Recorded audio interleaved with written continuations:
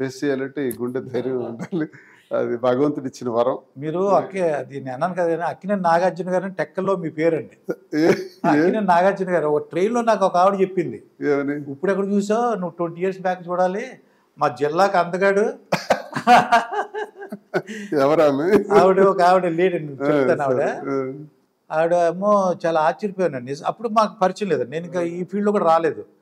నేను నీ చెప్పింది మా ఎప్పుడు ప్రాంతీయురాలు. మీ ప్రాంతం టెక్కల నుంచి ట్రైన్లోంచి వస్తున్నావు అనమాట. ఇప్పుడు ఎక్కడ చూస్తావు నువ్వు 20 years బ్యాక్ చూడాలా అలా అని చెప్పింది మాట ఆవిడ. ఈసారి ఫోన్ చేపించి మీకు ఇస్తాను. ఆవిడ చాలా మంచి ఆవిడ సార్, ఆవిడ ట్రైన్లో కనిపించారనమాట. అంటే నేను ఎగ్జాగరేషన్ చెప్పట్లేదండి. ఎప్పుడైనా సరే సార్, మన కష్టం ఇక్కడ మనకి మొదట్లో ఒక కష్టం వస్తుంది. ఒక 5 కోట్లు లాస్ అయిపోయాం ఎలా అని వచ్చేటప్పుడు ఆ కష్టాన్ని ఇక్కడికి తీసుకురాకూడదు, ఇక్కడతోనే డిస్కనెక్ట్ చేయాలి.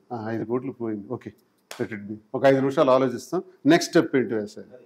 నెక్స్ట్ స్టెప్ వేసి దీన్ని అధిగమించడం ఎలాగే ఈ నష్టాన్ని అన్నది ఆలోచించాలి తప్ప 5 కోట్లు పోయిందో అని కుంగేసుకుని ఇంట్లో కూర్చొని కృంగిపోతే గుండెకి వెళ్తుంది, గుండె దడలమంటుంది. సో ఇలాంటి టెన్షన్స్ నేను ఎన్నో పడ్డాను. ఈరోజు ఆఖరికి ఇంత కష్టపడిన పార్టీలో కూడా సస్పెన్షన్ వచ్చింది. ఇప్పుడు నేను పోసుకొచ్చినట్టు నా జీవితం అంతా మీకు చెప్పాను, అందరికీ చెప్పాను. లోకేష్ గారిని పొగిడారు అందుకే మిమ్మల్ని సస్పెండ్ అయ్యారని ఒకళ్ళు అంటారండి. తప్పండి, ఎందుకంటే దాన్ని నేను ఖండించాను చాలా దగ్గరలో. మీరు అడిగారు కాబట్టి నేను చెప్పాలి.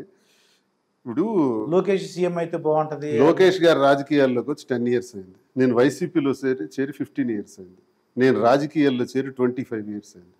25 yearsలో కూడా నేను తెలుగుదేశానికి వ్యతిరేకంగా పనిచేశాను. చంద్రబాబు నాయుడికి వ్యతిరేకంగా పనిచేసిన వాడిని, ఎర్రన్నాయుడికి అచ్చెన్నాయుడికి వ్యతిరేకంగా పనిచేసిన వాడిని లోకేష్కి ఎందుకండి మేము మాట్లాడతాం? మా జెనెటికల్గా మా బ్రెయిన్లోనే అది ఇన్కార్పొరేట్ అయిపోయింది. అంటే కాంగ్రెస్ పార్టీ వర్కర్గా వాళ్ళని వ్యతిరేకించడమే మా పనిగా అయిపోయింది. ఇప్పటికీ అదే. ఈ పరిస్థితుల్లో ఏం లేదు సార్. మన మీలాగే ఒక మీడియాలో నన్ను ప్రశ్నించారు. ఇప్పుడు 29 వరకు వీళ్ళకి అధికారం ఉంది కూటమి ప్రభుత్వానికి. ముఖ్యమంత్రి బదలాయింపు అనే అవకాశం ఒకవేళ రావచ్చు. ఆ చర్చ జరుగుతుందని చంద్రబాబు నాయుడు గారి ఇంట్లో, అది లోకేష్కి ఇవ్వాలనుకుంటున్నారని జరుగుతుంది. దీనిపైన మీ అభిప్రాయం ఏంటి? ఎవరికి ఇస్తే మంచిది? పవన్ కళ్యాణ్ ముఖ్యమంత్రి అయితే మంచిదా, భవిష్యత్ లోకేష్ అని అడిగారు. అడిగిన దానికి నేను సమాధానం, ప్రశ్న ఇది. ప్రశ్నకి సమాధానంగా నేను వీడియో చూడకుండా ఎడిటింగ్ కట్ సినిమాలో ఆఖరికి వెళ్ళాం అనుకోండి, మనం విలన్కి కొడుతుంటాడు హీరో. అది చూడంగానే మనకేమనిపిస్తుంది, అరే అలా కొట్టేస్తున్నాడు ఏంటి, ఈయనేమో హీరో అంటాం. సినిమా మొదటి నుంచి చూసాం అనుకోండి, మరో 2 తన్నండి అంటాం.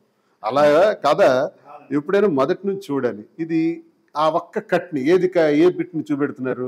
నేనేమన్నానంటే, ఎలాగూ ఈ డిస్కషన్ రావచ్చు 29 లోపు ముఖ్యమంత్రి హోదా కోసం. వచ్చేటప్పుడు 21 స్థానాలను గెలిచిన పవన్ కళ్యాణ్ కున్న ఓట్ షేర్ జస్ట్ 5 to 10%. అతనికి యాడ్ అయిన 80 to 90% టీడీపీ ఓట్ షేర్ అది. అలాగే టీడీపీ 134 స్థానాలతో ఉంది. ఒకవేళ పవన్ కళ్యాణ్ స్ట్రెంగ్త్ యాడ్ అయినా టీడీపీకి కొన్ని సీట్లు అదనంగా గెలవడానికి ఉపయోగపడింది, కొంత మెజారిటీ రావడానికి ఉపయోగపడింది 5-10% తప్ప. టీడీపీ స్ట్రెంగ్త్ ఎక్కువ కదా, లోకేషే కరెక్ట్ అన్నాను. ఇదెప్పుడు దీన్ని ఎలా పోర్ట్రేట్ చేశారు సార్? నేను వైఎస్ఆర్ కాంగ్రెస్ పార్టీలో ఉన్న శ్రీను, మీ అభిమానం చెప్పుకునే శ్రీను జగన్మోహన్ రెడ్డి ముఖ్యమంత్రి అవ్వాలనాలి, కానీ లోకేష్ అవుతాడంటారేంటి? ఇది చివరి ముక్క పెట్టారండి. అంటే నేనేంటన్నాను, ఈ 29 వరకు ఉన్న అధికారం, సమయం సందర్భం చూడలేదు. భవిష్యత్తు ముఖ్యమంత్రి అని నేను అనలా, దాన్ని అలా పోర్ట్రేట్ చేశారు. అంటే శత్రువులు మన పక్కనే ఉంటారు సార్. నా శత్రువులు శ్రీకాకుళంలోనే ఉన్నారు. ఆ శత్రువుల వర్గాలకు చెందిన లీడర్స్ దీన్ని ఈ రకంగా రాంగ్ పోర్ట్రేట్ చేశారు, తప్పుడు సమాచారం ఇచ్చారు తప్ప నేను లోకేష్కు పొగడాల్సిన అవసరం నాకు లేదు. నాకు తెలిసి ప్రస్తుత రాజకీయాల్లో రూలింగ్లో కానీ ఈరోజు కానీ లోకేష్ మీద ఒక ప్లకార్డ్ పట్టుకొని హౌస్లో లోకేష్ రాసలీలని ఎత్తి చూపించింది మీడియా ముందు ఇదివాడు శ్రీనివాస్. పోడియం మీదకి స్పీడ్గా వెళ్తూ లోకేష్ని కానీ, ఆ ప్రతిపక్ష నాయకులు ఎవరవని సరే, వాళ్ళ మీద అధికార పక్షానికి చెందిన వాళ్ళు ఇప్పుడవని సరే గట్టిగా మాట్లాడింది నేను. ప్రాక్టికల్గా నేను ఎందుకంటే మాట్లాడతాను, దయచేసి మీ ద్వారా నేను తెలియజేసేది, ఇది రాంగ్ సమాచారం ఇస్తున్నారు. నా దృష్టిలో డాక్టర్ వైఎస్ రాజశేఖర రెడ్డి, రెండో నాయకుడు జగన్మోహన్ రెడ్డి, ఈ రెండు తప్ప నా బ్రెయిన్లో ఇంకెవరు ఉండరు.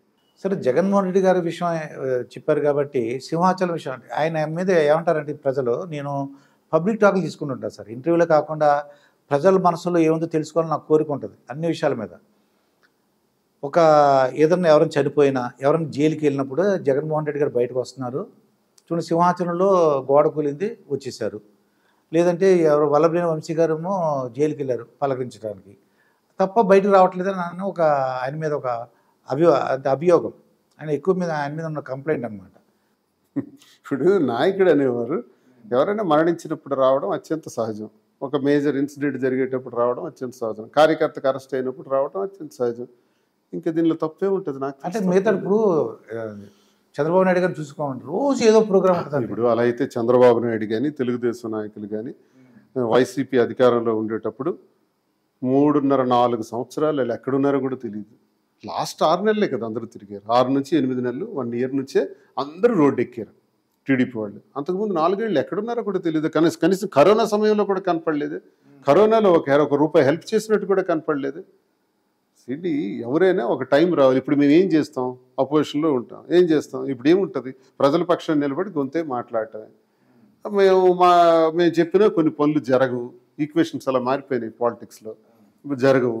అరుస్తుంటాం, మాట్లాడుతుంటాం, కలెక్టర్ దగ్గరికి వెళ్తాం, రిప్రజెంట్ చేస్తాం. ఆ సమయం రావాలి. 29 ఎలక్షన్ కాబట్టి 27, 28 నుంచి మళ్ళీ ధాటిగా ప్రజల్లోకి వెళ్ళటం, మళ్ళీ ఓటు గురించి అడగటం, మన సంక్షేమాన్ని తెలియజేయటం, గుర్తు చేయటం, మళ్ళీ మేనిఫెస్టో విడుదల చేయడం, ఇవన్నీ ఉంటాయి. ఇప్పుడు సస్పెన్షన్కి ఎందుకు గురయ్యారు వీడియోలు చూశారంటే నాకే తెలియట్లేదు, అర్థం అవట్లేదు అన్నారు. కానీ ప్రజల్లో కొంతమంది మీరు కోపం వచ్చినా లేదంటే బాధపడిన విషయం ఏంటంటే వాళ్ళు ఏమంటారంటే ఈయన జగన్మోహన్ రెడ్డి గారు కొంత డబ్బులు మీ దగ్గర పెట్టినట్టు, అవేమో ఆయనకు రిటర్న్ ఇవ్వకుండామో శారీస్ పందిరి పెట్టేసినట్టు అదొకటి. అది మీ దగ్గర అన్నారో లేదు నాకు తెలియదండి. అది అంటే మీకు కోపం వస్తుంది నవ్వుతున్నారు. ఎన్ని జోక్స్ లాగా అనిపిస్తున్నాయి మీకు. ఎన్ని స్టోరీస్ క్రియేట్ చేస్తారు. అలాగే మాట డబ్బులు మీ దగ్గర పెడితే రిటర్న్ ఇవ్వకుండా ఆ డబ్బులేమో శారీ మందిలో పెట్టేశారని వాళ్ళు బయట అనుకునే టాక్. అది మీరేమో ఇక్కడ చూస్తేమో ఎన్ని తాకట్టు పెట్టాను అన్ని ఎవిడెన్స్లు ఉన్నాయి కదా. మీకు ఇప్పుడు నియర్ అబౌట్ 7 crores వరకు అని చెప్పాను. ఆ సాక్ష్యాలను ఉన్నాయి. మరి రిటర్న్స్ లో మేము చూపెడతాం కదా. ఇప్పుడు క్యాష్ ఎక్కడి నుంచి నీకు ఇన్వెస్ట్మెంట్ వచ్చింది అంటారు. ఆల్రెడీ రిటర్న్స్ రెడీ చేస్తున్నాం. నాకు వచ్చిన సోర్సెస్, మాదిరి దగ్గర ఉన్న సోర్సెస్ కలిపి ఫార్మ్ తయారు చేసి ఆ ఫార్మ్ లో పెట్టుబడి కింద పెట్టి బ్యాంక్ నుంచి జరిగిన ట్రాన్సాక్షన్స్, లోన్స్, ఇవన్నీ చూపించకపోతే బాక్స్ బదులైపోతుంది. రేపు చూపించాలి కదా. జిఎస్టీ వాళ్ళు ఊరుకుంటారా, ఐటీ వాళ్ళు ఊరుకుంటారా? అయితే ఇప్పుడు ఈ డబ్బులు మీది జగన్మోహన్ రెడ్డి గారి డబ్బులు కాదు ఇవి అని మొత్తం మా వాళ్ళందరూ చెప్తాం ఇప్పటికైనా. సార్ ఎవరు అలాగే ఒకరి దగ్గర ఒకళ్ళు ఎప్పుడు పెట్టుకోరు. అలాంటివి ఎప్పుడు జరగలేదు. నేను కని విని ఎరగలేదు ఇటువంటి మాటలు. ఇది ప్రచారంలో ఉంది, అబద్ధం అది. అయితే ఇక వైఎస్ఆర్సీపీ మీద ఒక గొడవ ఏంటంటే వీళ్ళు లిక్కర్ అమ్మినప్పుడు ఎక్కడ కూడా డిజిటల్ ట్రాన్సాక్షన్ లేదండి, ఓన్లీ క్యాష్.